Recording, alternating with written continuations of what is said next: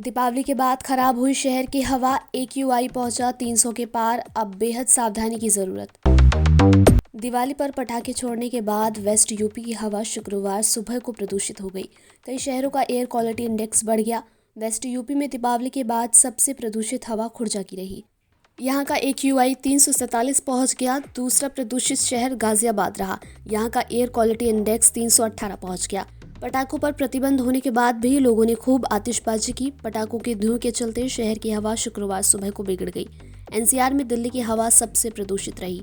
यहाँ का air quality index 362 पहुंच गया। 276 AQI के साथ मेरठ छठे नंबर पर सबसे प्रदूषित शहर रहा। आतिशबाजी में सिपाही ने युवक का सिर फोड़ा। युवक का पिता भी यूपी पुलिस में सिपाही, दोनों पर मारपीट का आरोप। पल्लवपुरम थाना क्षेत्र के देवनगर कॉलोनी में अजय कुमार के साथ दीपावली पर्व पर दिल्ली पुलिस में चालक के पद पर तैनात युवक ने पटाखा चलाने पर गाली गलौज करते हुए मारपीट की। युवक ने लोहे की रॉड से अजय का सिर फोड़ दिया। कॉलोनी के लोगों ने किसी तरह बीच बचाव कराया। शुक्रवार को मारपीट का वीडियो वायरल हुआ। पीड़ित ने थाने पर तहरीर दी है। पुलिस मामले की जांच में जुट गई।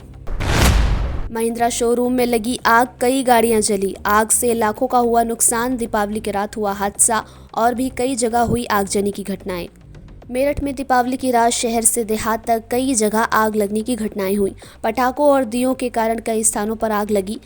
फायर ब्रिगेड की गाड़ियां रात भर फोन कॉल्स पर आई सूचनाओं पर आग बुझाने दौड़ती रहीं। परतापुर थाना क्षेत्र के दिल्ली रोड में महिंद्रा शोरूम के पीछे आग लग गई। शोरूम के पीछे नई पुरानी गाड़ियां खड़ी थी। इसमें 4 गाड़ियां जलकर खाक हो गईं। शोरूम संचालकों का कहना है कि आग से लाखों का नुकसान हुआ है। आग लगने का कारण आतिशबाजी की चिंगारी को माना जा रहा है, क्योंकि दिवाली के चलते शोरूम में सिर्फ दिवाली पर लगाई गई बिजली की झालरें ही जल रही थी। उसके अलावा कोई लोड विद्युत लाइन पर नहीं था। भाई के साथ जा रहे किशोर की सड़क हादसे में मौत। मेरठ के बहसोमा में भाई और नौकर के साथ जा रहे किशोर की सड़क हादसे में मौत हो गई। बाइक को अज्ञात वाहन ने टक्कर मार दी। किशोर के भाई और नौकर को चोट लगने की वजह से अस्पताल में भर्ती कराया गया है। पुलिस बाइक को टक्कर मारने वाले वाहन की तलाश कर रही है। संदिग्ध परिस्थितियों में युवक की मौत। मेरठ के आंधवली मार्ग पर शुक्रवार सुबह बीटा गांव निवासी कुंवरपाल 32 वर्ष का शव सड़क किनारे पड़ा मिला। बृहस्पतिवार शाम देर रात युवक घर से लावड़ जाने के लिए निकला था। शुक्रवार सुबह किसान दाताराम के खेत के पास सड़क किनारे उसका शव एक किसान ने पड़ा देखा। सूचना पर पहुंची पुलिस ने शव की शिनाख्त के बाद परिजनों को जानकारी दी। दीपावली पर बंद घर में पूजा करने पहुंचे परिवार पर हमला, पथराव और पुलिसकर्मियों के साथ मारपीट। डायल 112 की गाड़ियों में तोड़फोड़। मेरठ में नौचंदी थाना क्षेत्र स्थित साईं बगिया में दीपावली पर 3 महीने से बंद मकान में पूजा करने पहुंचे दहेज हत्या के आरोपियों पर कॉलोनी के लोगों ने हमला बोल दिया। इस दौरान उनके साथ मारपीट की गई और पथराव करते हुए घर में आग लगाने का प्रयास भी कर दिया गया। बवाल की सूचना पर मौके पर पहुंची डायल 112 की गाड़ियों में कॉलोनी के लोगों ने तोड़फोड़ करते हुए पुलिसकर्मियों के साथ भी मारपीट कर दी। इस दौरान पुलिसकर्मियों की वर्दियां भी फाड़ दी गई। बाद में पुलिस ने बल प्रयोग करते हुए करीब 3 दर्जन लोगों को हिरासत में ले लिया और कार्यवाही शुरू कर दी। हारमनी इन कैसीनो मामला, DVR हुई अनलॉक। अब कसेगा सफेद पोश रईस जादव पर सिकंजा। पुलिस करा रही सभी की पहचान। मेरठ में गढ़ रोड स्थित होटल हारमनी इन में चल रही कैसीनो पार्टी मामले में पुलिस की जांच लगातार जारी है। होटल के CCTV की DVR पुलिस ने एक्सपर्ट की मदद से अनलॉक करा ली है। पुलिस ने होटल की फुटेज खंगालनी शुरू कर दी है। इनमें कुछ सफेद पोश भी बताए गए हैं। उम्मीद बताई जा रही है कि जल्द कई आरोपियों के चेहरे बेनकाब होंगे। SSP डॉक्टर विपिन ताड़ा ने बताया कि यहां से भागने वालों के नाम भी जल्द उजागर होंगे। सभी आरोपियों पर कार्रवाई की जाएगी।